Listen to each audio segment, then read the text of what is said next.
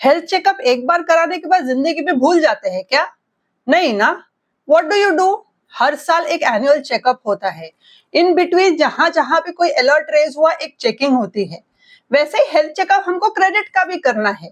अब लोन दिया है अगर क्लाइंट को, तो वो लोन हेल्दी है and it is healthy enough for the next 4 years, 5 years, 10 years, जब तक कि वो लोन चल रहा है। इसीलिए post sanction checks, exactly, welcome to episode 4 on post sanction credit checks. Exactly उसी पोजीशन पे जहां पे हमने लास्ट टाइम छोड़ा था। प्री सैंक्शन या प्री डिसबर्समेंट सारे चेक्स क्या होते हैं, मेजरली वो हमने प्रीवियस एपिसोड में कवर किया था। टुडे व्हाट वी कवर इसके एनुअल बेसिस पे, जैसे हेल्थ चेकअप एनुअली करते हैं, उस बीच में एज द एज ग्रोस, यानी जैसे रिस्क बढ़ता है उस हिसाब से आपकी पीरियोडिसिटी रिड्यूस होती जाती है। For very senior citizen we don't do it even annually, will do it 6 monthly, will do it 3 monthly। वैसे ही जैसे ही मेरे क्रेडिट का रिस्क बढ़ता है, मींस कि मेरे बड़े लोन्स हैं, उन सब केसेस में मैं पीरियोडिसिटी रिड्यूस करती जाती हूँ। मैं सिर्फ एनुअल चेकिंग नहीं करूंगी, I will do a half yearly checking, I will do quarterly checking, and that's exactly what we will cover today. Majorly हम जो रूटीन बेसिस पे चेक करते हैं are 3 things। We check the DP calculation, the stock statements and security inspection. अब working capital की अगर मैं बात करूं, तो वर्किंग कैपिटल हम जनरली स्टॉक पे देते हैं, स्टॉक एंड डेटर्स पे, राइट?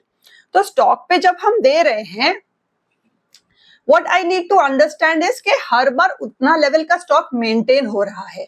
अब एट द बिगिनिंग मुझे अगर 60 लाख की स्टॉक दिखाई गई थी, जिसपे मार्जिन वगैरह सब कुछ डिडक्ट करने के बाद 50 लाख की लिमिट दी गई। अब अगर स्टॉक 25 लाख हो गया एंड द विड्रॉवल इज से 45 लाख, इंटरेस्ट लगा के 47 लाख है, बैंक वो रिकवर कर पाएगी क्या? क्योंकि स्टॉक ही नहीं है, कैसे रिकवर होगा?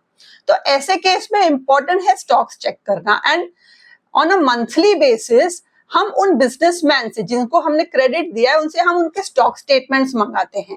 अगर बहुत छोटा क्रेडिट है तो क्वार्टरली भी मंगाते हैं, एकदम छोटा है तो हाफ ईयरली भी मंगाते हैं। जैसे मैंने बोला, आपके सैंक्शन के लेटर पे क्या लिखा हुआ है वो देख लीजिए, एंड पीरियोडिसिटी उसमें मेंशन रहेगी। तो let it be any kind of period, stock statement में क्या देखना होता है? स्टॉक स्टेटमेंट जब आ रहा है तो उसमें वी नीड टू एंश्योर कि हमारा जो स्टॉक है is enough to cover my risk. Risk means कि मैंने जो पैसा दिया हुआ है, अगर टोटल विड्रॉवल 45 लाख की है, इंटरेस्ट लगा के 47 लाख का है, मुझे उसके ऊपर जो मार्जिन रखना है 25% एक्सेट्रा, वो करने के बाद से 60 लाख की स्टॉक होनी चाहिए। तो आपका जो स्टॉक स्टेटमेंट है उसमें क्या आता है, पूरी बाइफर्केशन आती है। अगर मैं 10 टाइप के आइटम्स में डील कर रही हूं तो वो 10 आइटम्स की कितनी क्वांटिटी है, कब से है, सब कुछ दिया जाता है। अब कितनी क्वांटिटी है और वैल्यू बेसिस पे अगर तो मुझे टोटलिटी 60 लाख मिल गया, पर इमेजिन अगर ये जो स्टॉक है वो बहुत पुराना है, यानी मैं सेम स्टॉक खरीदी हूं, 2 साल तक बिका ही नहीं। आज अगर मैंने कोई फोन 20,000 में खरीदा था, expected to sell it for 25,000 से इन 2023, आज 2025 चल रहा है, क्या वो फोन आज 25,000 में बिकेगा? 20,000 में भी नहीं बिकेगा, राइट? तो ऐसे केस में these are called slow moving stock, और कुछ कुछ केसेस में तो डेड स्टॉक। अगर आप आज के तारीख में आपके पास कोई बहुत पुराना सोनी एरिक्सन या मोटोरोला का कोई फोन है जिसकी आज कोई डिमांड ही नहीं है, आप कितने भी सस्ते में बेचिए वो नहीं बिकेगा। तो अगर ऐसे सब आइटम्स भी मेरे स्टॉक में है तो it is of no value to me as a banker. मैं मार्केट में जाके बेचने की कोशिश करूं, वो नहीं बिकेगा। So that is why stock statement receive करने के बाद उसके जो न्यूमरल्स है उससे ज्यादा इंपॉर्टेंट है the quality.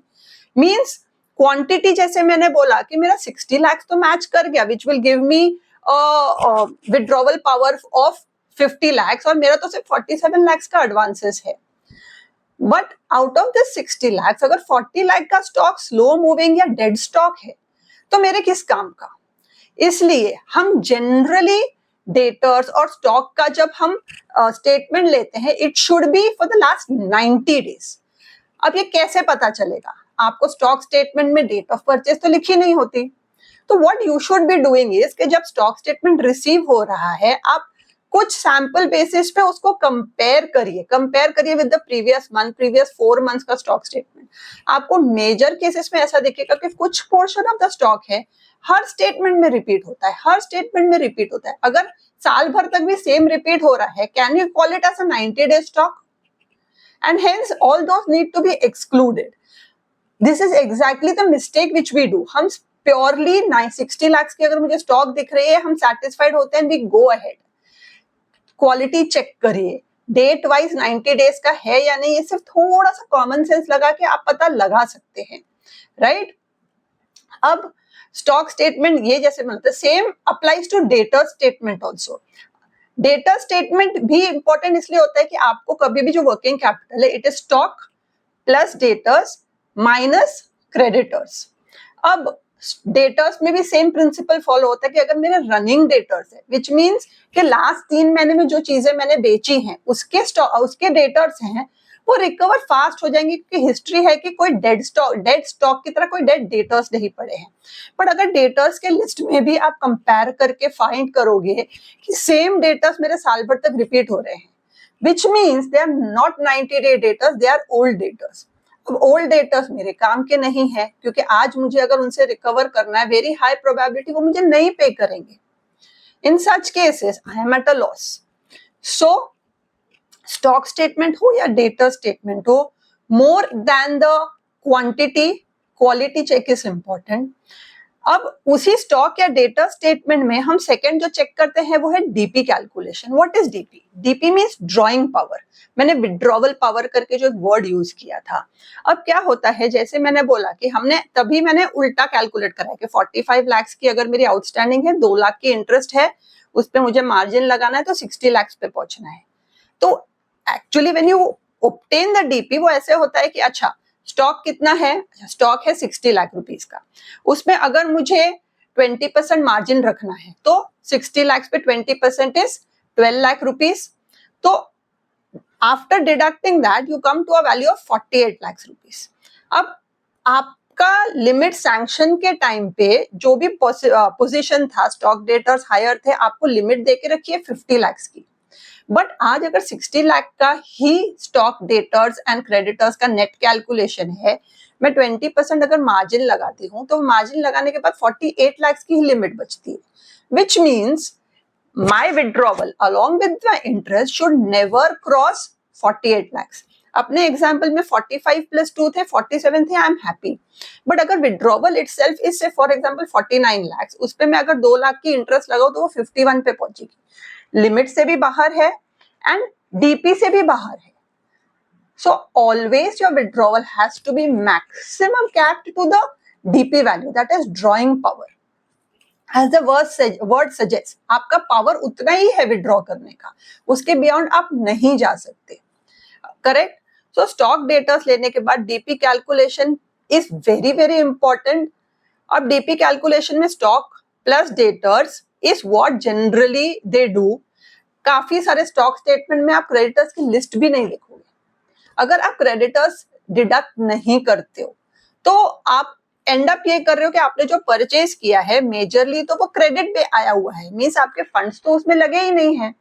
How can the bank fund it again, right? तो DP calculation strictly is debtors plus stock minus creditors.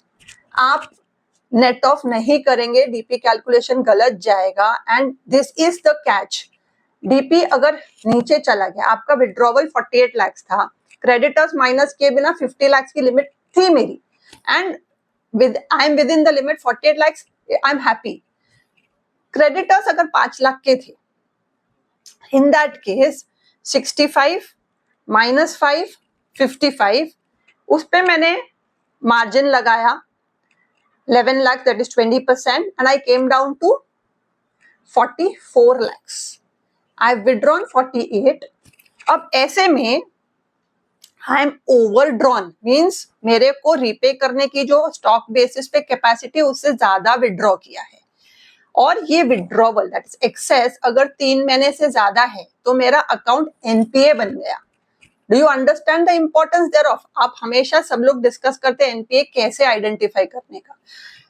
ये जो रूल्स है ना छोटे छोटे, वो रूल्स स्ट्रिक्टली फॉलो करो and you will be able to identify. अब ये सिस्टम नहीं आइडेंटिफाई कर पाएगा, क्यों? क्योंकि सिस्टम में हमने डीपी फिगर डाल दिया। DP figure without my creditors was से 50 lakh rupees and I withdrawn 48।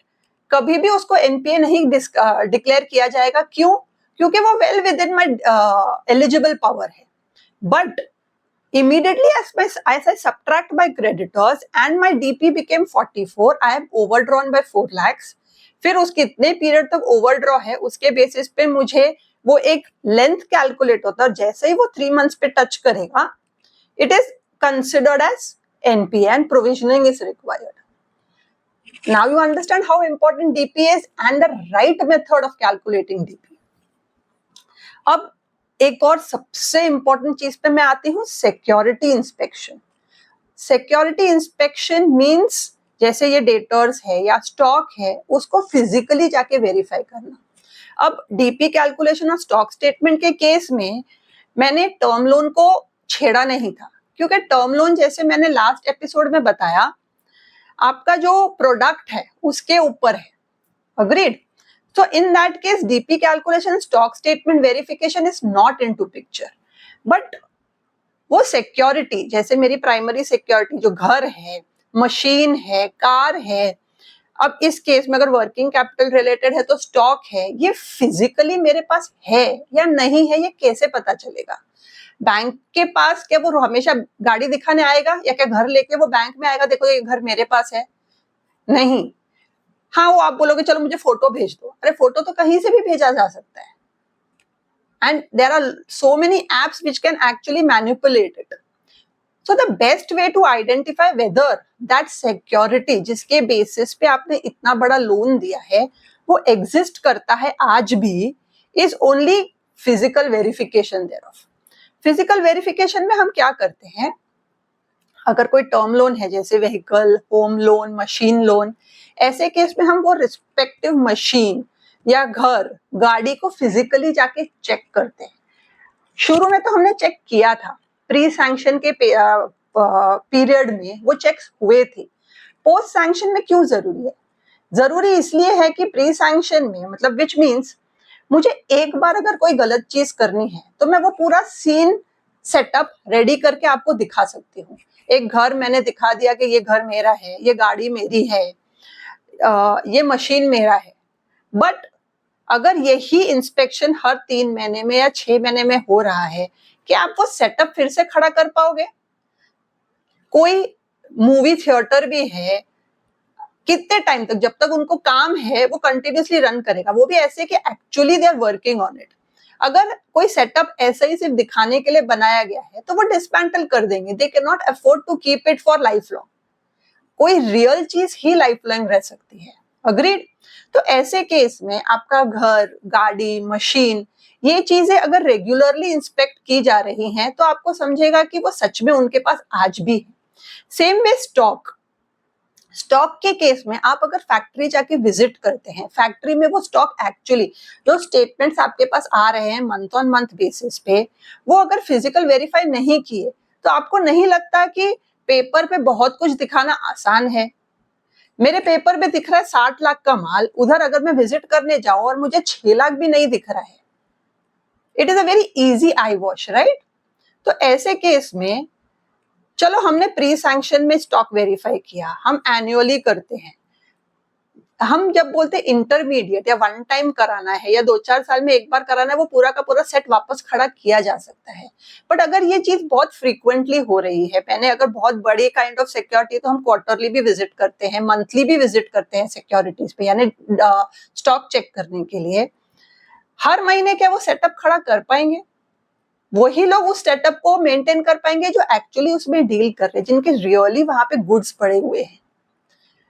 इसीलिए सिक्योरिटी इंस्पेक्शन जो हम बोलते हैं, वो security inspection is the most important of all, and this is exactly where the bank people try to find an escape.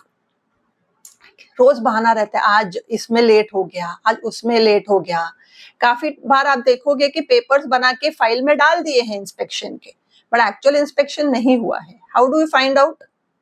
I think you are very very clever in doing that. आपको photos है, जब आप भर रहे हो कोई चीज, अगर मैन्युपुलेटेड फॉर्म भरा जा रहा है एंड जेन्युइन बेसिस पे फॉर्म भरा जा रहा है, जो डिफरेंस है it is very easy to identify and people of our calibre तो definitely can find it out. They have to do it. Wherever you find such inspections have not been done, जितने frauds हो रहे हैं, bank अगर aware नहीं है इस कोई मैनेजर इन्वॉल्व नहीं रहा, कोई एक्चुअल बैंक ऑफिशियल इन्वॉल्व नहीं है, फिर भी अगर customer outside the banks knowledge ऐसा कोई भी टाइप का फ्रॉड कर रहा है, तो वो या तो जैसे मैंने बोला, या तो उसके नॉलेज से होगा या नेग्लिजेंस से होगा. अगर वो स्टॉक इंस्पेक्शन जेन्युइनली करता, अगर वो साइट वेरिफिकेशन जेन्युइनली करता, स्टॉक स्टेटमेंट्स को सिस्टमैटिकली या लॉजिकली एनालाइज करता, तो ये फ्रॉड नहीं हो सकते. आप अगर किसी डॉक्टर के पास जा रहे हो, वो एक धप्पा मारू एमबीबीएस है, वो क्या देखेगा, रिपोर्ट में किसने जो एनालिसिस लगा के रखी है उस बेसिस पे आपको गाइड करेगा. बट एक जो जेन्युइन डॉक्टर है उसको कोई रिपोर्ट की जरूरत नहीं है. वो आपको देख के आपकी नस पहचान सकता है, आपके 2-4 सिम्टम्स के बेसिस पे वो पता लगा लेगा कि आपको कौन से टाइप की बीमारी है. एग्जैक्टली वही चीज यहाँ पे अप्लाई होती है. आपको स्टॉक नहीं दिख रहा है, डेटर्स रोटेट नहीं हो रहे, स्टॉक रोटेट नहीं हो रहा है, तो मतलब बिजनेस का हेल्थ सही नहीं है. ऐसे केस में आपको अलर्ट्स रेज करना जरूरी है. तो बैंक ऑफिशियल्स ये चीजें कर रहे हैं, and this is exactly how you will find out NPS.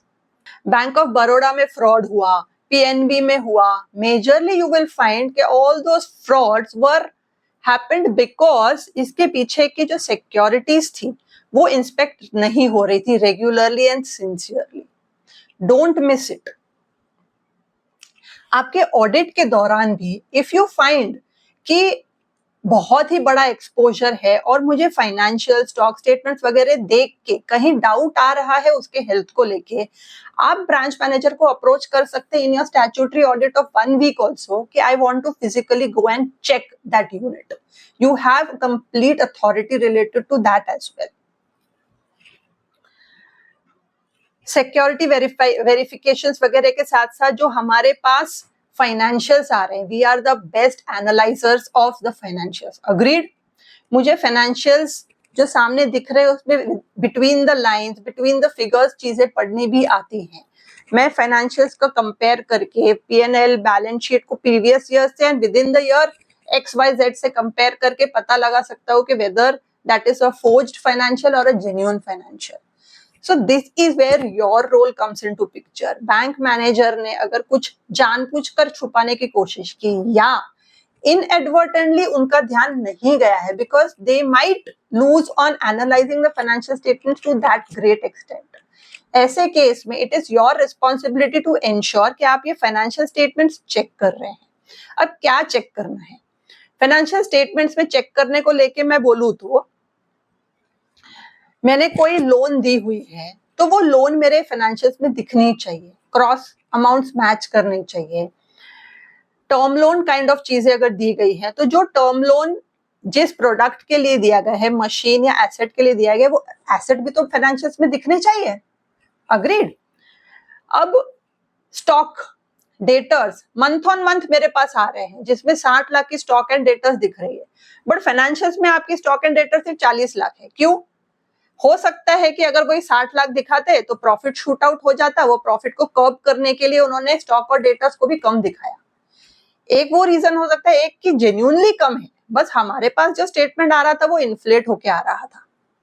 So in both these cases अगर मेरे पास जो डिटेल्स मंथ ऑन मंथ या क्वार्टरली आ रही है उसको फाइनेंशियल स्टेटमेंट से क्रॉस वेरीफाई किया जाए, it is very easy to identify के financial statements and health of the organisation is going in line. Moreover, siphoning of funds, जो फंड्स मैंने दिए, अब वो फंड्स एक तरफ लोन में आ रहे हैं, दूसरी तरफ मेरे को उसका यूटिलाइजेशन कोई एसेट में नहीं दिख रहा है, वर्किंग कैपिटल में नहीं दिख रहा है, but it is going to related parties. It is pure called siphoning of funds. वो रिलेटेड पार्टीज को मैंने फंड नहीं किया है, मैंने इस कंपनी के बिजनेस को फंड किया है. तो ऐसे केस में वो फंड्स उसके वर्किंग कैपिटल या फिक्स्ड एसेट्स में यूज होने चाहिए. अगर पार्शियल पीरियड के लिए अगर वो आइडल पड़े हैं तो थोड़े बहुत इन्वेस्टमेंट्स हो गए शॉर्ट टर्म के लिए, समझ में आता है, बट कोई 10-15% इंटरेस्ट पे 10% की एफडी बना के रखेगा या उसको इंटरेस्ट फ्री लोन करके अपने रिलेटेड पार्टीज को दे नहीं देगा. It is siphoning and that is hampering the health of the organization and health of my asset. जब रीपेमेंट की बारी आएगी और अगर नीचे जिनको पैसा दिया गया है वो इनको लौटा नहीं पाए, ये कंपनी मुझे नहीं लौटा पाएगी as a bank. So siphoning of funds is again something which can be figured out only by pure and clear analysis of the financial statements. Fund use जो मैं बोल रही हूँ कि मेरा लॉन्ग टर्म है, जैसे टर्म लोन है तो वो टर्म लोन कोई एसेट खरीदने के लिए यूज हुआ होना चाहिए. अब उस टर्म लोन लेके मैं वर्किंग कैपिटल फंड नहीं कर सकती. सिमिलरली मेरे वर्किंग कैपिटल के जो फंड्स है वो बिजनेस में यूज रन करने, day to day business run करने के लिए होता है, कोई एसेट खरीदने के लिए नहीं होता. सो short term funds not used for long term purposes, long term funds not used for short term purposes, कारो रिपोर्टिंग भी आती है. तो सेम वे आपको बैंक के ऑडिट के टाइम पे भी ये चीज चेक करनी है. इंश्योरेंस, आप बीमार होंगे या नहीं होंगे पता नहीं, राइट? तो उसके कवर के लिए हम एक इंश्योरेंस मेडिक्लेम लेके रखते हैं. सिमिलरली बिजनेस जो है वो बिजनेस कल होके अगर अनहेल्दी हो जाता है, वो बिजनेस एडिक्वेट रिटर्न्स नहीं रीप कर पाता है तो क्या होगा? स्टॉक जल गया या मेरे डेटर्स रिकवर नहीं हो पाए तो क्या होगा? इसके लिए इंश्योरेंस होता है. That is a second security for me as a bank कि कल उठ के अगर अनहेल्दी सिचुएशंस आए तो ये इंश्योरेंस कवर से मेरी रीपेमेंट हो सकती है. अब इंश्योरेंस कवर में जैसे मैं बोलूं एडिक्वेसी ऑफ द कवर. अब adequacy of the cover means मेरे अगर 60 लाख के स्टॉक है, my limit is only 50 lakh rupees but the stock is 60, तो ये इंश्योरेंस कवर 60 लाख के ऊपर होना चाहिए. क्योंकि फॉर एग्जांपल अगर आपने इंश्योरेंस कवर 50 लाख का ही लिया और जब लॉस होता है तो बैंक आपको 50 लाख नहीं देगी, वो अंडर इंश्योर्ड कहलाया जाएगा. 60 लाख के स्टॉक का लॉस हुआ, आपको जब कवर मिलेगा तो वो कम मिलेगा. In which case they will not pay me that entire 50 lakh which I owe from them, right? तो इसलिए इंपॉर्टेंट है कि उसका जो कवर है should cover the stock value and not my credit value. Moreover, जो पेरेंट्स की हम बात करते हैं कि अगर वो स्टॉक थेफ्ट को प्रोन है, फायर को प्रोन है, अर्थक्वेक को प्रोन है, तो वो हर चीज के नुकसान को कवर करने वाला इंश्योरेंस होना चाहिए. जनरली क्या होता है कि एक थेफ्ट एक इंश्योरेंस पॉलिसी लाके आपको दे देते हैं. अब वो इंश्योरेंस अगर आप ध्यान से देखो तो वो insurance might cover only theft. तो कल उठ के अगर वो स्टॉक जला तो आपको इंश्योरेंस कंपनी कुछ नहीं देगी, you would be at loss. अगर अर्थक्वेक आया और उसकी वजह से मेरा पूरा फैक्ट्री टूट गया, मेरा सामान पूरा खराब हो गया, मुझे कोई रिकवरी नहीं मिलेगी. सो इट इज इंपॉर्टेंट कि हर वो पेरिल जो मेरे सिक्योरिटी को इफेक्ट कर सकता है, हर वो पेरिल इसमें कवर्ड रहे. अब ये ऐसा क्यों करते हैं? Why they might take only one peril? आप सबको पता है इंश्योरेंस कवर जितना बड़ा लिया जाएगा, जितने टाइप के ज्यादा पेरिल्स उसमें कवर्ड होंगे, उतना मेरा इंश्योरेंस प्रीमियम ज्यादा होगा. अब अगर बैंक को सिर्फ इंश्योरेंस चाहिए, वो एक छोटा सा इंश्योरेंस लेके आपको दे देंगे. And if you are not smart enough to understand that, it is of no use, they are fooling you. So be smart and don't get fooled. आप जब चेक कर रहे हो, अगर मैनेजर या बैंक ऑफिशियल से ये चीज छूट गई है तो भी आप उनको अलर्ट करिए कि this is not acceptable. Agreed? If I talk about temporary overdraft, what is temporary overdraft? 50 lakh की लिमिट की जो हम अब तक बात करते आए हैं, उस 50 लाख की लिमिट में मैंने 48 तक विड्रॉ किया है, ठीक है. मुझे किसी दिन पे एक्स्ट्रा पैसे चाहिए, समझो एक 3 लाख का चेक मुझे इशू करना है, मेरी लिमिट 50 की है तो 1 लाख इज एक्स्ट्रा. तो वो ये बैंक मैनेजर देखेगा कि आपकी पास्ट की हिस्ट्री क्या रही है, या मे बी ऐसा हो सकता है आपने कोई और चेक डिपॉजिट किया है डेटर से लाया हुआ, वो क्लियर नहीं हुआ है, may be in next 24 hours it will be clear. तो वो आपका ये 3 लाख का चेक अटकाएंगे नहीं. Which means what they are doing is they are giving you a temporary overdraft, यानी आपकी लिमिट के ऊपर कुछ एक्स्ट्रा वो अलाउ कर देते हैं पे करने के लिए, and which they know within next 24 hours या 2 days वो रिकवर हो जाएगा, and that is what exactly is called as temporary. अब प्रैक्टिकली क्या होता है, ये जो टेम्पररी कंसेप्ट परमानेंट होता जाता है। आप देखोगे तो कोई अकाउंट्स में major time this temporary thing is running, आपको कहां से पता चलेगा, तो you have this reports within the bank printed on a daily basis, जिसमें ये टीओडी के कंसेप्ट सारे टीओडीज को मेंशन रहता है। अगर आपको उस स्टेटमेंट पे एक्सेप्शनल जो रिपोर्ट की मैं बात कर रही हूँ, उस एक्सेप्शनल रिपोर्ट में आपको हर दिन किसी का नाम दिख रहा है, 2 महीने तक कंटिन्यू हो रहा है, 6 महीने तक कंटिन्यू हो रहा है, how can something temporary run for 2 months and 6 months? So in such a case, consider this as a permanent overdraft. 3 महीने तक अगर वो है, एनपीए क्लासिफाई हो जाएगा. Don't allow this to be a temporary overdraft now, right?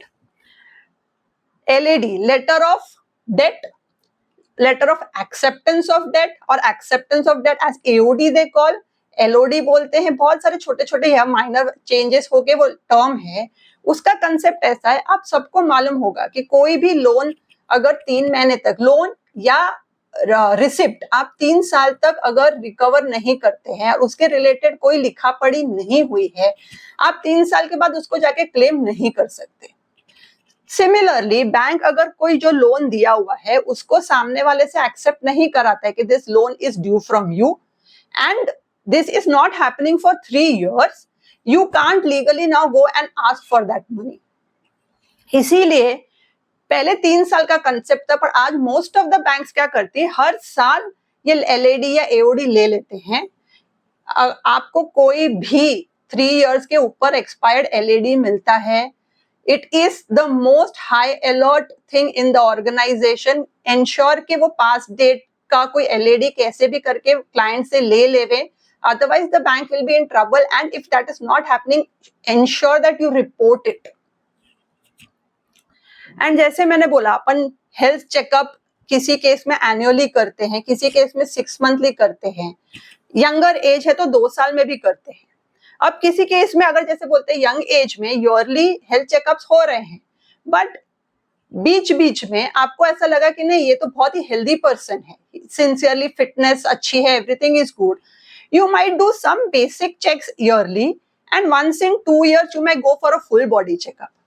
Similarly, यहाँ पे annual review का concept तो है, but आप 2 बार continuously सिर्फ maximum 2 times आप 3 months के लिए एक short review कर सकते हैं.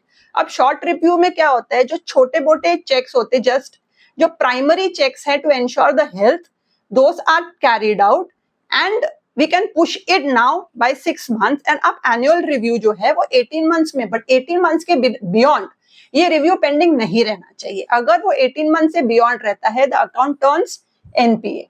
तो इस केस में भी जैसे NPA आइडेंटिफिकेशन कैसे करना है, one of the reason is कि आपकी रिव्यू पेंडेंसी 18 months से ज्यादा नहीं होनी चाहिए. शॉर्ट रिव्यूज आपके 3 months maximum 2 times it is allowed. We end the presentation today. I've covered major points. देखो बैंक ऑडिट करने के लिए you need years of experience, and सिखाने के लिए भी I think even a 15-day course is less. I've tried at least to cover the major parts so that in the upcoming season वो shortcut basis पे crash course जैसे है वैसे crash course अपन कर दिए हैं. Share this video with all your friends who are conducting bank audit or about to start it, and keep following me for all such upcoming videos. Stay tuned and bye.